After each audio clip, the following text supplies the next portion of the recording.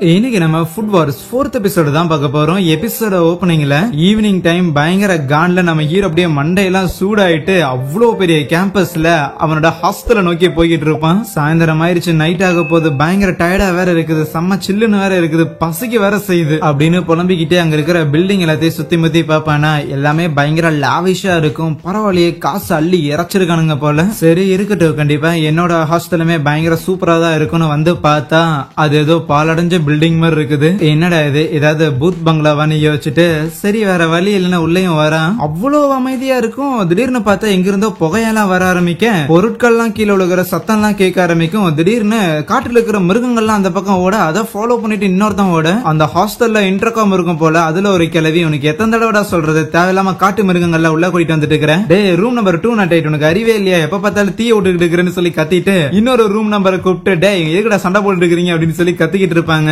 அதுக்கப்புறம் நம்ம ஹீரோக்கு பின்னாடி வந்து நின்னுக்கிட்டு, ஏய் நீ தான் புதுசா வந்திருக்க பையனா, நான் தான் இந்த ஹாஸ்டலோட வார்டன் மாதிரி, நீ என்ன ஒரு ஹோலி மதர்னு கூப்பிட்டா கூட நல்லா தான் இருக்குன்னு சொல்லும் போது ரைட், இன்னொரு குரூப் ஆஃப் பைத்தியக்காரனுங்களான்னு நம்ம ஹீரோ யோசிக்க, அந்த ஆயாவுமே சரி என்ன விதமான இன்கிரீடியன்ட் நீ கையோட எடுத்துட்டு வந்திருக்கேன்னு கேட்பாங்க. ஆக்சுவலி நம்ம ஹீரோ வர வழியில அவன் கையில வச்சிருந்திருக்க ஒரு இன்ஸ்ட்ரக்ஷன் பேப்பரை காத்துல விட்டு இருந்திருப்பான். அதுலதான் இந்த மாதிரி இந்த ஸ்கூல்ல ஜாயின் பண்றதுக்கு எப்படி அவன் ஒரு டிஷ் மேக் பண்ணானோ அதே மாதிரி இந்த ஹாஸ்டல்ல சேர்றதுக்கும் பண்ணி ஆகணும். ஆனா அதெல்லாம் எனக்கு தெரியாது, நான் எதுவும் கையோட எடுத்துட்டு வரலன்னு சொல்ல, அப்படின்னா உனக்கு இந்த இடத்துல இடம் கிடையாது, பொத்தின்னு கிளம்புமாங்களா. ஆனா இன்னைக்கு நைட் நான் இங்க தான் இருக்கிறேன், நான் தூங்கி ஆகணுமே, நீ வெளியே போய் தூங்குன்னு சொல்லுவாங்களா. ஏய் வெளியே குளிருது, தாய் கிழவி இன்னைக்கு எவ்வளவு வேலை பார்த்துருக்கேன் தெரியுமா, எனக்கு செமையா பசிச்சுக்கிட்டு இருக்குது, நான் சாப்பிடணும் தூங்கணும் அப்படின்னு புலம்பும் போது, உனக்கு சாப்பாடு தானே வேணும், மீந்து போன சோறெல்லாம் கிச்சன்ல இருக்கும், வேணாட்டு வந்து கொட்டுற, நீ சாப்பிட்டுக்க சரியா, இன்னைக்கு உனக்கு லக்கியான டே இல்ல போல, இன்னைக்கு நீ கஷ்டப்பட்டு தான் ஆகணும், வேணும்னா நாளைக்கு ஏதாவது கொண்டு வான்னு சொல்லும் போது அப்ப ஹீரோ ஓகே உங்க கிச்சன்ல மிச்சமதி இருக்குதுன்னா அந்த மிச்சமதி வச்சு என் விதையை இறக்கட்டான்னு கேட்க, அவ்வளவு கான்பிடன்ட்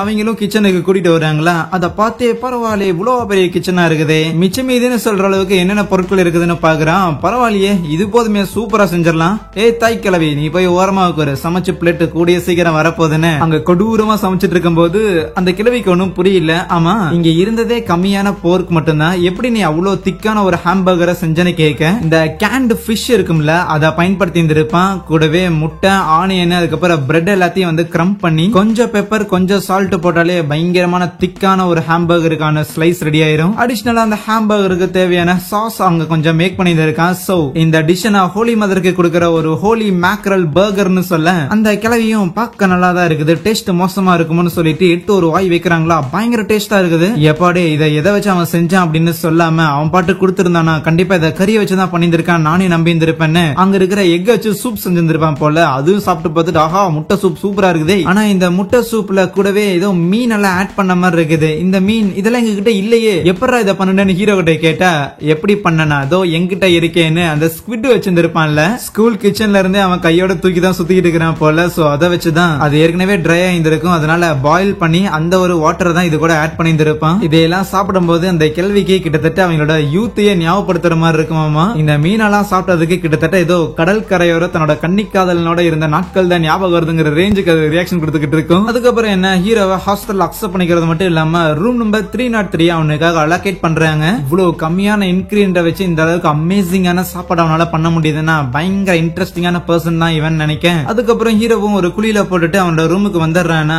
ரைட், இது வரைக்கும் நான் பிறந்து 15 வருஷம் ஆச்சு, ஆனா இந்த 15 வருஷத்துல கடையை தவிர வேற எந்த ஒரு இடத்துக்கு நான் வந்ததே கிடையாது. தினமும் நைட் டைம்ல கடை பயங்கர பரபரப்பா இருக்கும். ஆனா இன்னைக்கு என்னன்னா இவ்வளவு அமைதியான ஒரு நைட்டா இருக்குன்னு அவன் யோசிக்க, ஏய் நீதான் புது பையனான்னு சொல்லிட்டு ரூப பயத்துக்கிட்டு ஒருத்தன் வந்துட்டு, ஏ வாடா நீ வந்திருக்கேன்னு சொல்லி உனக்கு ஒரு வெல்கம் பார்ட்டி வச்சிருக்கோன்னு நம்ம ஹீரோவை கூப்பிட்டு இருந்திருப்பாங்களா. பார்த்தா அங்க ஏகப்பட்ட பேர் இருப்பாங்க. அங்க சோடா புட்டி போட்டு ஒரு பையன் கத்திக்கிட்டு இருக்கிறான்ல, அவன் பேரு ஜெஞ்சி. இந்த ரூமும் அவனோட தான். உங்களுக்கு ஏதாவது பார்ட்டி வைக்கணும்னா உங்க ரூம்ல வைங்க, உங்களுக்கு தான் தனியா ரூம் இருக்குல்ல, நான் படிக்கணும்டா அப்படின்னு சொல்லி கத்திக்கிட்டு இருப்பானா. தலைக்கு சைட்ல ஹேர்பன் வச்ச மாதிரி ஒரு பொண்ணு இருக்கிறாள். சோ அவ பேரு யூகியம்மா. என்னப்பா பண்றது ஜெஞ்சி, உன் ரூம் தான் பெருசா இருக்குது இங்க இருக்கிறதுலயே. அங்க ரோஸ் கலர் ஹேர் வச்ச ஒரு பொண்ணு இருக்கிறாள், அவ பேரு ரியோகோ. அதுக்கப்புறம் சோஜி அப்படின்னு ஒரு பையன் அந்த பிளாண்ட் ஹேர் வச்சிருந்திருக்கிறான். அப்புறம் டைகோ அப்படிங்கிறவன் வந்து லைக் அந்த ரவுடி மாதிரி இருக்கிறான்ல அவன் தான். அப்புறம் கூடவே ஷன் அப்படின்னு ஒரு பையன் இருப்பான், அவன் ஓரமா உட்காந்துக்கிட்டு இருப்பான். சோ அந்த கேரக்டர் பேரெல்லாம் வந்து அப்படியே போக ஞாபகம் வந்துடும், சும்மா அப்ப மட்டும் சொல்லி வச்சுக்கிறேன். அடுத்தது நம்ம மெகுமி இருக்கிறாள். சோ அவளுமே அந்த ஹாஸ்டல்ல தான் இருப்பான். பரவாயில்லையே நீயும் இங்கதான் இருக்கிறங்கிறத எதிர்பார்க்காத விஷயம் தான் ஹீரோ சொல்லிட்டு இருக்கும் போது, அந்த மெகுமி நம்ம ஹீரோ ஃபர்ஸ்ட் அட்டெம்ப்ட்லயே வந்து இந்த ஸ்கூல்ல என்ட்ரன்ஸ் எக்ஸாம் பாஸ் பண்ணிட்டான் அப்படிங்கிற விஷயம் கேள்விப்பட்டிருப்பா போல. பெரிய விஷயம் தான்ப்பா அப்படிங்கும் போது, இல்லப்பா சும்மா லக்கு தான். சரி உனக்கு எத்தனை அட்டெம்ப்ட் ஆச்சுன்னு கேட்க அவ சொல்ல மாட்டா. இருந்தாலும் ஐயோ எனக்கு பாஸ் ஆகி உள்ள வரைக்கும் கிட்டத்தட்ட 3 மாசம் எடுத்துச்சு அப்படின்னு பயங்கர இன்ஃபீரியாரிட்டியில இருப்பான். அப்போ அந்த ரியோகோங்கிற பொண்ணு ஏதோ ஹோம்மேட் ரைஸ் ட்ரிங்க்னு சொல்லிட்டு நம்ம ஹீரோக்கு ஏதோ ஜூஸ் மாதிரி ஊத்திக்கிட்டு இருக்கேன். ஓகே, நம்ம இவ்வளவு லேட் நைட்ல அப்படி கத்தி அலப்பற பண்றது நல்லதா அப்படின்னு ஹீரோ கேட்கும்போது ஒன்னும் பிரச்சனை இல்ல, காட்டுக்கு நடுவில் தானே இருக்கிறோம். அப்ப கரெக்டா அந்த தாய் கிழவி இன்டர்காம்ல உங்களுக்காக நான் சமைச்சு வச்சிருந்திருக்கேன், சீக்கிரம் யாராவது வந்து எடுத்துட்டு வாங்கும் போது அந்த சோஜி பையனும் அந்த டைகோவும் போவாங்களா. அப்போ அந்த யூகிங்கிற பொண்ணு நம்ம ஹீரோவை பார்த்துட்டு நீயும் போகணுங்கிற அவசியம் கிடையாது, அந்த கிழவி கிட்ட கொஞ்ச நேரம் பேச ஆரம்பிச்சாலே அந்த கவுன்சில் ஆஃப் 10 பத்தின புராணத்தை பாட ஆரம்பிச்சிருவாங்க. அதை கேட்கறதுக்கு அவனுக்கு சீக்கிரம் அதை எடுத்துட்டு வந்துருவானுங்கன்னு சொல்லும் போது அப்பதான் ஹீரோக்கு என்ட்ரன்ஸ் டெஸ்ட் அப்ப எரினாவை தெரியாதுன்னு சொல்லியிருந்திருக்க. அதுக்கு எரினா கூட இருக்கிறவன் என்னது எரினாவை தெரியாதா, இவதான் அந்த கவுன்சில் ஆஃப் 10 இருக்கிறதுல யங்கஸ்டான மெம்பர் அப்படின்லாம் புராணம் பாடியிருந்திருப்பாளா. சரி, அந்த கவுன்சில் ஆஃப் 10 என்ன, முதல்ல அதை பத்தி சொல்லுங்கன்னு இவங்க கிட்ட கேட்கும் போது அதை பத்தி உனக்கு தெரியாதான்னு கொஞ்சம் ஷாக் ஆகுறாங்க. சோ அதுக்கப்புறம் அந்த ஜென்ஜின்னு ஒரு பையன் இருந்தான்ல, சோ அவன் தான் எக்ஸ்பிளைன் பண்ண ஆரம்பிக்கிறான். இந்த அகாடமியை பொறுத்த வரைக்கும் இந்த அகாடமியில இருக்கிற டாப் 10 ரேங்க் வாங்கின பசங்களை எல்லாத்தையும் சேர்த்தி உருவாக்கப்பட்ட ஒரு செல்ஃப் கவர்னன்ஸுக்கான ஒரு கவுன்சில். அவங்களுக்குள்ள ஏதாவது பஞ்சாயத்துனா அவங்களே தீர்த்துக்குவாங்க. டைரக்டா இந்த ஸ்கூலோட டைரக்டர் இருக்கிறாருல, சோ அவருக்கு அடுத்த அத்தாரிட்டி இந்த கவுன்சில் ஆஃப் 10 தான் இருக்கு. இன்னும் சொல்ல போனா இந்த கவுன்சில் ஆஃப் 10 என்ன டிசிஷன் மேக் பண்றாங்களோ அதை டீச்சர்ஸ் கூட ஃபாலோ பண்ணி தான் ஆகணும். மோஸ்ட்லி இந்த ஒரு ஹாஸ்டல்ல இருந்து தான் அதிகமா அந்த கவுன்சில் ஆஃப் 10 இருந்த மெம்பர்ஸா இருந்திருப்பாங்க. சோ அதனால இந்த ஒரு பாட்டிமாக்கு ஆப்வியஸா இத பத்தி நிறைய விஷயம் தெரிஞ்சிருக்கும். அந்த ஒரு புராணத்தை பாடிக்கிட்டு இருப்பாங்க சொல்லும் போது நம்ம ஹீரோவும் தெரிஞ்சுக்கிறான், ஓகே அவ்வளவு பவர்ஃபுல்லான ஒரு கமிட்டியில தான் அவ்வளவு இருக்கிறாளான்னு. யாரு அந்த எரினா பொண்ணு. அந்த கேள்வி சமைச்ச சாப்பாடு கூடயே பார்த்தா சட்டோஷி அப்படின்னு ஒரு பையனை கூட்டிட்டு வருவாங்க. சோ இவன் இந்த இடத்துல செகண்ட் இயர் படிக்கிறானாமா. நம்ம ஹீரோவை இங்க வந்ததுக்காக வெல்கம் பண்ணிட்டு நம்ம எல்லாரும் இன்னும் கொஞ்சம் வருஷம் ஒன்னா இருக்க போறோம், இந்த ஹாஸ்டல் லைஃப் அப்படிங்கிறது பயங்கர சூப்பரா என்ஜாய் பண்ண போறோம், ஏன்னா இதுதான் யூத்தோட ஒரு பிளேவர் அப்படின்னு அவன் பாட்டுக்கு ஏதோ டைலாக் எல்லாம் விட்டுக்கிட்டு இருக்கேன். சோ அதுக்கப்புறம் மாறி மாறி ஒவ்வொருத்தரும் ஒவ்வொரு டிஷ் எல்லாம் பண்ணிருப்பாங்க போல. சோ அதை எல்லாத்தையும் பத்தி பேசிக்கிட்டு இருப்பாங்களா.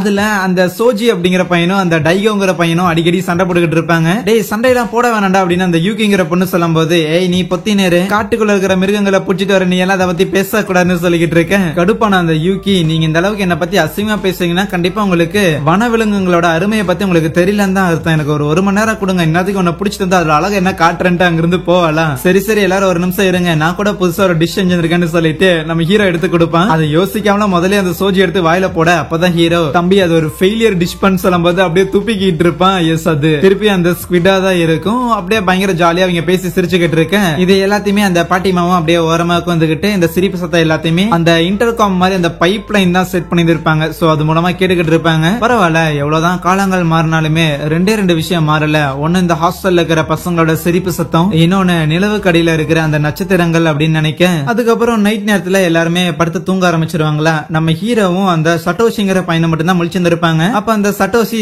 சரி இரு உனக்காக நான் போய் ஒரு சமையல் செஞ்சுட்டு வரேன் அப்படின்ட்டு போய் கொஞ்ச நேரம் கழிச்சே வந்துருவானா. வந்துட்டு அப்படியே ஒரு பிளேட் எடுத்து வச்சிருந்திருப்பான். நம்ம ஹீரோ அதை எடுத்து சாப்பிட்டு என்ன இவ்வளவு அருமையா இருக்குதுன்னு நினைக்க.